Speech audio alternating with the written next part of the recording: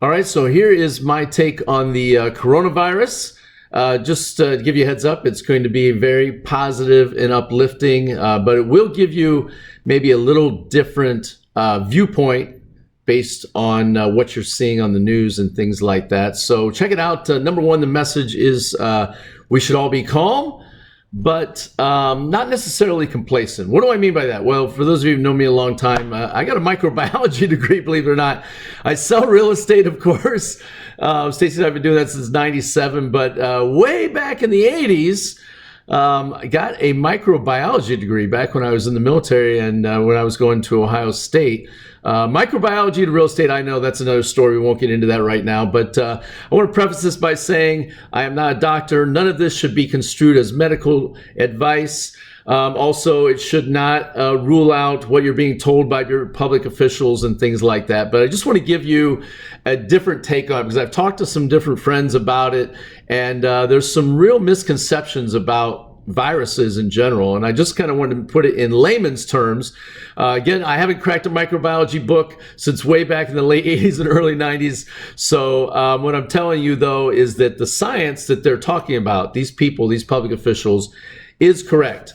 You know, the thing is, there's a difference between a virus and bacteria. Just a real simple here. A bacteria is a living organism. A virus is not. The virus inserts into the host DNA and RNA, and it causes your body to do what it wants to do versus what your body was equipped to do. The machinery of your body, it attacks that, and your body literally has to fight itself. Hence the nasty fever and everything that you get with that in a virus. So bacteria can be treated with antibiotics, and we can actually kill the organism of the bacteria, okay? So you got the difference between the two things. By the way, a bacteria is hundreds and hundreds of times larger than a virus. A virus has to be seen under a microscope. Okay, enough of the science lesson. Let's get into this. The coronavirus, right? The flu versus the coronavirus. The biggest thing I hear people talking about out there is, why are we overreacting? You know, 20,000, 30,000, 40,000, 50,000 people a year die from the flu. And, you know, there's only been, and, you know, God forbid the people that are dying, the few amounts that are dying. I'm definitely not making light of anybody who is dying. One person dying is way too much, okay? And I'm definitely cognizant to that and sensitive to that. But I want to talk about the grand scheme of things. See, the flu has killed a lot of people, way too many. And the thing about it is this: the kill rate on it is not as strong as the new coronavirus that's out. And first of all, I want to clear up this thing about coronavirus. By the way, the flu is a coronavirus. SARS is a coronavirus. Swine flu is a coronavirus. The bird flu is a coronavirus. I can't remember if Ebola is or not. This is too long ago, but Ebola is a virus too, right? And now the coronavirus, which some are calling COVID-19, or some are calling the Wuhan flu, or I think eventually we may end up calling it the bat flu, right? We got the bird flu, the swine flu is end up coming from bats, people eating bats. So the part about this, about the flu versus the coronavirus. So the flu, we have been developing an immunity as a human species over a long period of time here to the flu. So what that means is, while the flu is deadly, yes, it kills 20,000 people, your chances of dying with that are 1 in 1,000. So 1,000 people get the flu, only one's going to die. Again, that's too many. If you've had somebody who's died from the flu, my condolences to you and your family. It does kill people. But this new coronavirus, COVID-19, has a kill rate that's much bigger for the people who are susceptible to it. So what do I mean by this? I told you it's going to be positive and uplifting. Here's the thing. If you're watching this, you're not going to die from the coronavirus. You're probably not even going to catch it. And you're probably, if you do catch it, you're probably going to feel nothing more than mild symptoms. If you do feel ill, get a hold of the doctor immediately. Don't play it off. Do not be complacent, but we must be calm. Calm, but not complacent. And I'm going to get into more why you do not want to be complacent with this thing. But for people that are in the that are susceptible to this thing, the kill rate and the number, let's call it mortality rate, so it's not as brutal as the word kill, but it is much larger than 1 in 1,000. There's numbers are still coming in. This is the thing about numbers, is that until you get the final numbers, you don't get a real accurate one, but it's somewhere between 39 and 150 people per 1,000. Now that's for susceptible groups. Most of you are not in a susceptible group. By the way, if you're under the age of 30, congratulations, coronavirus is going to affect you from what we're seeing. If you're in the 40s and 50s, you have a little bit of a chance. But as you push to 70s and 80s, it is a big, big, big, big problem. And we all love our grandparents, and it is a problem for them. It's also a problem for people who are immunocompromised. What do I mean by immunocompromised? It's people who have battled hepatitis in the past, people who may be just sick right now. They got something wrong with them right now. It could be people who've battled cancer and their white blood cell count is down. It could be people with lupus. It could be people who have any other range. It could be HIV that they have, right? Things that they're battling, they're immunocompromised. And here's the thing about those people. Obviously, old people, you can tell they're old, right, from a distance. And you know that if you're not feeling well, you'd want to stay away from them because it is deadly for them. Deadly. A huge number, mortality, kill rate on this thing. But for people who are immunocompromised, you don't know who they are. You don't know who they are. And so this is going to come into the part of why the government is taking such drastic measures to stomp this thing out. And here's what I want you to know. You may never get it or ever even experience a symptom of it, but you can be a carrier. The transmission rate of this thing is way more, you're more susceptible to transfer it than the flu, than the common flu. As I'm clearing my throat, everybody's like running from the video like, I'm sick. The transmission rate is really strong, really fast, and the travel rate on this thing is nuts. And so they're trying to get ahead of it. Getting ahead of it is like trying to stop a forest fire. You know, like a forest fire or a brush fire starts, little pockets here and there and there and there and there. If you can contain it and stamp it out, you can control the damage. But if it takes off, it roars up and it takes off and it blows up. And then what's it always do? It flames out. And the same thing is going to happen with this. Now, again, you're going to be calm because 99.99% of you who are watching this, it's going to have little to no effect on your health at all. Maybe some unpleasantness, a little fever, a little cough, some things in your upper respiratory, right? Definitely get medical treatment if you're feeling that way. Get a hold of the doctor, talk to somebody, and by all means, stay home. Don't go out because the transfer rate of this thing is huge. And so here's the reason they're getting so strong with this thing is that our bodies yet haven't developed an immunity to it. And of course, we don't have a vaccine for it yet. And because it's affecting people, they have to go on respirators. There's not enough respirators to go around. And that's why people are dying from it that are getting it in the category, which most of you are not in, that of people that are highly susceptible to it. So here's the great news. You're not going to die from this. Here's the bad news. You're going to be inconvenienced. The inconvenience part is this. We need to, without being panicked and a bunch of hysteria, we need to stamp this thing out, just like we would stamp out a forest fire, right? We have to go to battle in it, and it's up to each one of us to be socially responsible for that. Here's what I mean by that. If you're not feeling well, by all means, don't go out in public. You can spread it everywhere, even though you're just feeling mildly irritated, mildly, a little tiny fever. Like normally, you would just go to work with it. And that's the reason, quite frankly, why the flu spreads around so much, because we go to work a lot of times. We have the flu. It's kind of a tempered version of it. We don't even really know we have the flu. And we go to work and we go do things and we spread it around. And that's why you see the number of people that have died each year from the flu. The numbers are hard to understand. The fact, like, why are we blowing things up so much about COVID-19 when the flu kills 20,000 people? There's only been 3 people, and I say the word only, I'm not being insensitive, but there's only been a few people in my state that have died. Why are we closing universities coming very soon? By the way, just get prepped for it, parents. Public schools are going to shut down. They haven't done it yet because the little petri dishes there aren't going to die from COVID-19. They're just going to be spreaders. But I digress on that. They canceled the NBA season. The NCAA is going to be played in front of no spectators. The Arnold Classic, which brings in tens of millions of dollars to downtown Columbus, canceled, right? They did the performance, but no spectators allowed, right? The governor of Ohio coming out banning mass gatherings and encouraging people socially not to get together in groups of people, because the transmission rate of this is so contagious. One person can infect a whole bunch. And now you have this, imagine this brush fire starting again and taking off and blowing up again. That's the reason they're having us be, and I'm using air quotes here, inconvenienced. And when you think about the mindset of being inconvenienced, how would you feel if you went out and you spread this unknowingly, unwittingly, but you went out and you spread it to your friend, who then took it home to a family member and it killed that family member, right? Because they're immunocompromised, or because they love their elderly that are in their family, right? We know you have people like that. And so the mindset on it gives you the ability to think like, look, I'm not personally protecting myself and staying home and avoiding large public crowds and avoiding traveling unless absolutely necessary. I'm not doing that for me.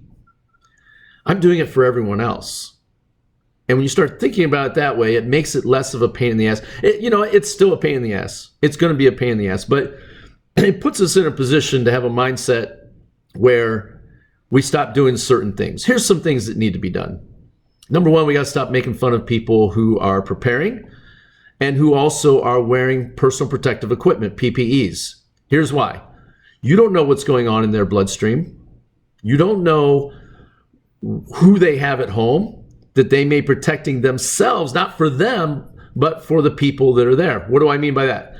Wearing a mask, wearing gloves, because they're being extra cautious. We need to stop making fun of those people because they're doing what they need to do to either protect themselves personally or somebody they love. And look, you don't know people that are sick. I can tell you I have somebody that I love very much, and I don't know what I would do without her, who, when you look from the outside, looks perfect.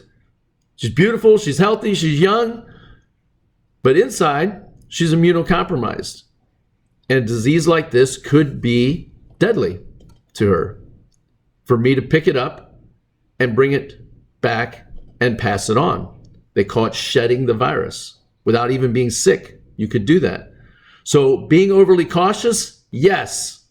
Erring on the side of caution, yes.